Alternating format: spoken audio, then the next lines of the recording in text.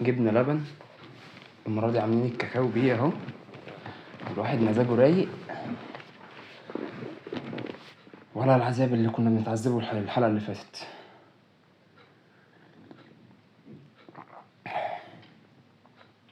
ازيكم حبايب قلبي، عاملين ايه؟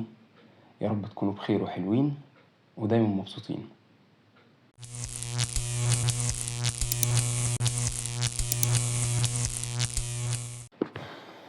بقى لي قد كده قاعد بتكلم مع نفسي، وفي الاخر ببص لقيت المايك اصلا مش متسجل. حسبي الله ونعم الوكيل فيا. حلقة النهاردة هي الحلقة الثالثة من سلسلة خلينا ندردش سوا، والحلقة دي هتبقى بعنوان حياة الكبار. في الحلقة دي ايه، عايزك تكون رايق كده ومصحصح معايا.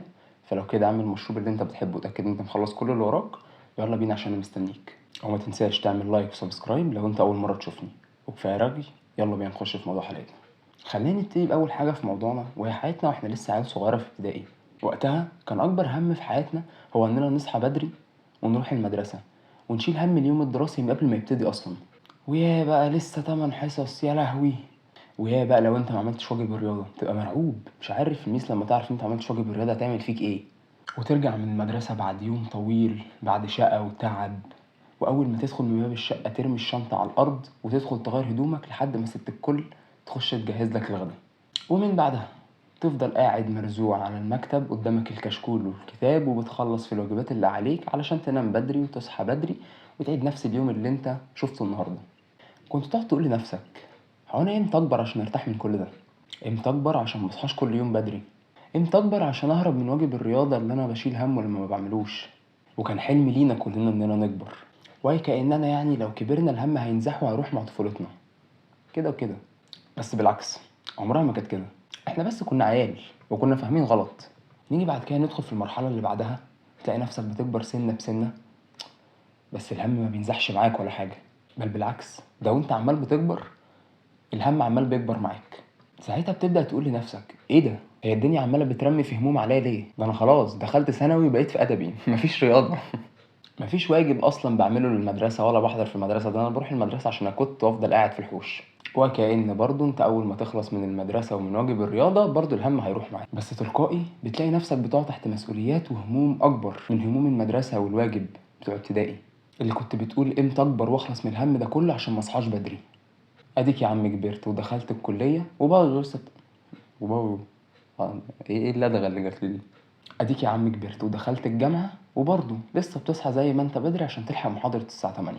وانت صغير حوار الصحيان بدري ده كان اكبر هم انت بتعيشه، بس دلوقتي لما كبرت عرفت ان الصحيان بدري دي ما كانتش مشكله وسط المدعكه اللي انت فيها دلوقتي. تلاقي نفسك خلاص انت اتحطيت في الامر الواقع، وهمومك ومسؤولياتك كبرت معاك، ومطالب منك انك تتعايش مع الامر ده وتكمل عشان تعرف تعيش. بتلاقي نفسك بعد كده برضو مسحول في الدنيا، ما بتعرفش تتلم تاني مع اصحابك اللمة الحلوة اللي كنتوا بتتلموها. ولو رجعتوا تتلموا زي زمان تاني كل فين وفين، بتلاقوا ان القعدة كلها بتتكلم عن حاجتين تلاتة: مشاكل البلد، بص ايه اللي حصل النهاردة، بص مين عمل ايه في مين، الدولار طلع، الدولار نزل. ده يتكلم عن مشاكله وده يشكي لده، وكل واحد مش عارف يهون عن التاني بسبب المشاكل اللي هو فيها اصلا. تتحول قعدة القهوة اللي بننزل نقعد فيها مع صحابنا علشان نلعب جيمين بلاي ستيشن نفك عن نفسنا من ضغط الأسبوع، لقعدة ناس كبار بيتكلموا عن مشاكلهم وأحوال البلد. بتلاقي إن مطلوب منك تروح الجامعة وتواظب على الحضور وتسلم كل التاسكات والشيتات اللي بيتراكموا عليك، وتدعم نفسك بكورس لغة غير كورس مجالك، ده غير شغلك اللي انت بتشتغله علشان تساعد أهلك في المصاريف، ده لو أصلا مش انت اللي بتصرف على نفسك. ده غير بقى لو في رياضة انت بتحبها بتتمرنها أو بتنزل جيم. كل ده مطالب منك انك تعمله في 16 ساعة، على اعتبار ان انت تنام ال8 ساعات الطبيعيين اللي اي بني ادم لازم ينامهم عشان يعرف يواظب يومه بعد كده. بل ومطالب منك كمان انك تركز في كل دول في نفس الوقت وما تأثرش في حاجة واحدة منهم. مرة واحدة تلاقي نفسك انت بقيت في دوامة انت مش قدها، ولسه الدوامة دي هتكبر معاك لو قررت انك تخطب او تجهز نفسك للجواز.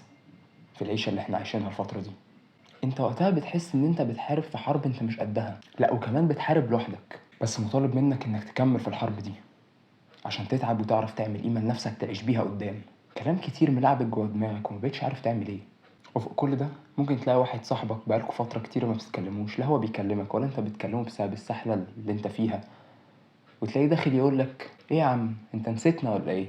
الواحد شايل منك ومبقتش تسأل يعني. بتلاقي نفسك عايز ترد عليه وتقول له وحياة امك هي ما ناقصاك، الواحد فيه اللي مكفيه.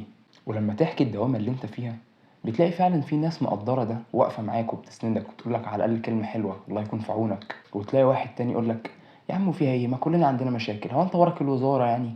يا اخي ما تسيبه في اللي هو فيه، كل واحد وليه ظروفه والسحله اللي بيتسحلها، فبلاش تطلع كلام زي الطوب من بقك وتحدفه بيه.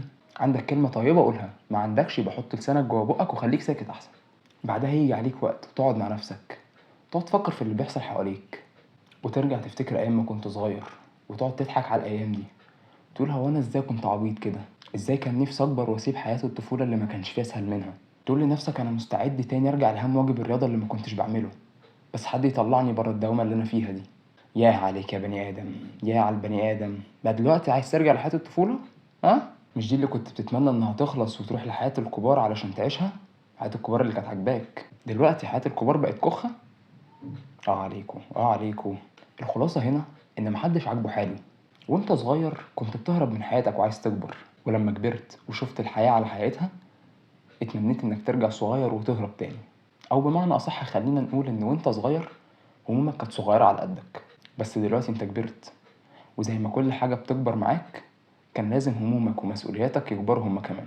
الحل هنا زي ما قلتلك في الاول انك لازم تعافر وتتأقلم في العيشة اللي انت عايشها عشان تعرف تعمل قيمة لنفسك وتبني لنفسك مستقبل كويس قدام.